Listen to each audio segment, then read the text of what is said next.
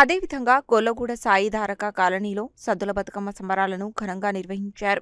రంగురంగుల పూలతో అందంగా పేర్చిన బతుకమ్మల చుట్టూ మహిళలు ఉత్సాహంగా ఆడిపాడారు. ఈ కార్యక్రమంలో మంజుల, వసంత, జ్యోతి, విజిత, రజిత, లక్ష్మి, సరళ, అనురాధ, శోభ, జ్యోతి, జాహ్నవి, వర్షిణి, నిహారిక, చిన్మయి తదితరులు పాల్గొన్నారు.